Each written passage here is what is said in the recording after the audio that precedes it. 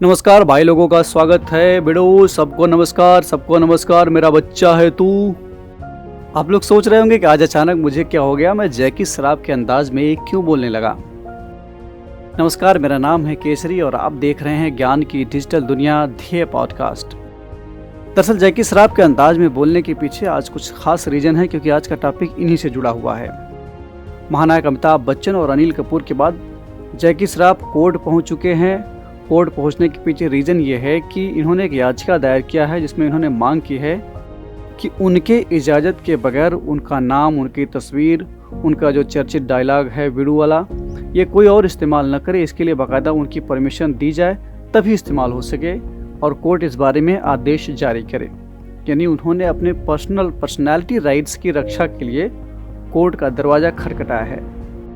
क्या होता है पर्सनालिटी राइट्स से जुड़े पहलू कौन कौन से हैं, कानूनी पहलू कौन कौन से हैं, जानेंगे आज की ज्ञान की डिजिटल दुनिया ध्येय पॉडकास्ट में। पर्सनालिटी राइट्स, जिन्हें कभी कभी प्रचार का अधिकार भी कहा जाता है, किसी व्यक्ति को अपनी पहचान से जुड़े पहलुओं को कंट्रोल करने का जो राइट है, उसी को पर्सनालिटी राइट कहते हैं। यानी इसमें व्यक्ति ये खुद तय कर पाए कि उसका नाम, उसका फोटो या उसके डायलॉग्स या उनका कोई ख़ास अंदाज हो, वो कैसे इस्तेमाल किया जाएगा, वो व्यक्ति खुद तय करे। स्पेशली जब कमर्शियल यूज़ की बात हो तब के केस में। दरअसल इस तरह के अधिकार उन लोगों के मामले में लागू होते हैं जिनकी समाज में एक अलग पहचान है, जो एक सेलिब्रिटी हैं, एक पब्लिक फिगर हैं, जिन्हें लोग अच्छे खासे तौर पर जानते हैं। यानी किसी खास फील्ड से जुड़े नामचीन इंसान, नामचीन पर्सनालिटी से जुड़ी जो डायलॉग्स हैं, जो उनका अंदाज है, इसे एक उदाहरण के जरिए समझते हैं। जैसे अनिल कपूर साहब हैं, इनका बोलने का अंदाज है झकास से बहुत बोलते हैं, या जैकी श्रॉफ भिड़ू बहुत बोलते हैं। यानी ये सब ऐसी चीज़ें हैं जो इनके प्रोफेशनल अर्निंग से जुड़ी हुई चीज़ें हैं। इनका अंदाज, यानी यही सब बेच करके, यही सब दिखा करके ये लोग अपनी अर्निंग करते हैं। अगर इसी का कॉपी कोई और करने लगे तो इनके राइट्स का उल्लंघन माना जाएगा। वो राइट्स कहलाते हैं पर्सनैलिटी राइट्स। अब इस पर कानून क्या कहता है, जरा इसको भी जान लेते हैं।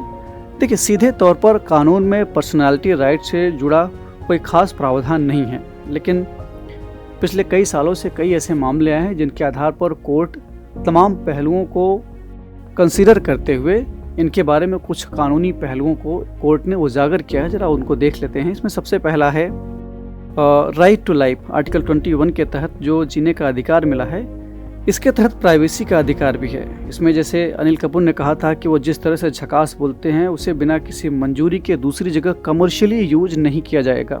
ये सीधे तौर पर उनसे जुड़ा हुआ है, यानी ये उनके राइट टू प्राइवेसी का वायलेशन है।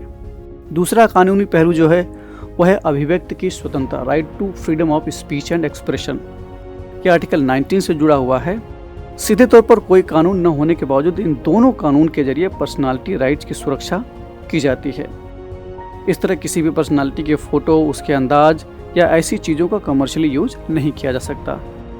इसमें कुछ और भी कानूनी पहलू हैं जिस पर नज़र डालना चाहिए, जैसे टार्ट कानून। किसी व्यक्ति के पर्सनालिटी राइट्स का उल्लंघन करने पर क्षतिपूर्ति का दावा किया जा सकता है, इसे टार्ट कानून के तहत रखा जा सकता है।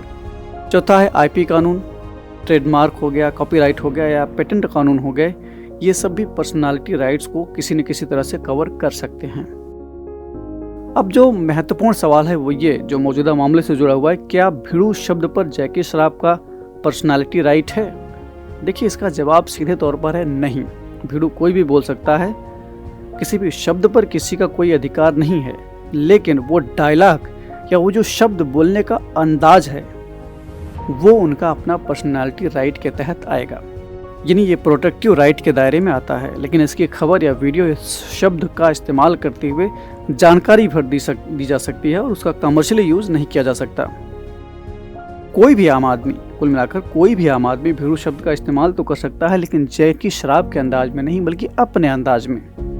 और जैकी श्रॉफ का ये जो मामला अभी ताज़ा आया है, इसके पहले भी कई मामले आ चुके हैं। जैसा कि मैंने बताया कि अपने नाम और आवाज़ को लेकर अमिताभ बच्चन भी साल 2022 में कोर्ट पहुंच चुके हैं, 2023 में अनिल कपूर कोर्ट पहुंच चुके हैं, और दिल्ली हाई कोर्ट में इसको लेकर अनिल कपूर साहब ने याचिका दायर की थी। महानायक और अनिल कपूर के पर्सनालिटी राइट्स को सुरक्षित रखने के लिए बाकायदा कोर्ट ने आदेश भी जारी किया था, और इस आदेश में कहा गया था कि किसी व्यक्ति का नाम, फोटो और आवाज़ का अवैध रूप से कमर्शियली यूज़ नहीं कर सकते या किसी भी तरह से अवैध यूज़ नहीं कर सकते, क्योंकि ये उनका अपना लहजा है, उनका अपना अंदाज़ है, उनका अपना स्टाइल है, इसी के ज़रिए वो कमाई करते हैं। इस तरह किसी भी तरह की प्रचार सामग्री में अमिताभ बच्चन और अनिल कपूर की इजाज़त के बगैर उनके नाम और आवाज़ का इस्तेमाल नहीं किया जा सकता। तो ये थी बात ध्येय पॉडकास्ट की। आपको ये पॉडकास्ट कैसा लगा कमेंट बॉक्स में हमें ज़रूर बताइएगा। साथ ही अगर कोई आपका डाउट है, कोई और सवाल है इस टॉपिक से जुड़ा, तो वो भी कमेंट बॉक्स में ज़रूर बताइएगा। कोशिश करेंगे कि हम उसका जवाब ज़रूर दें। तो आज के इस एपिसोड में इतना ही। दीजिए हमको इजाज़त। नमस्कार।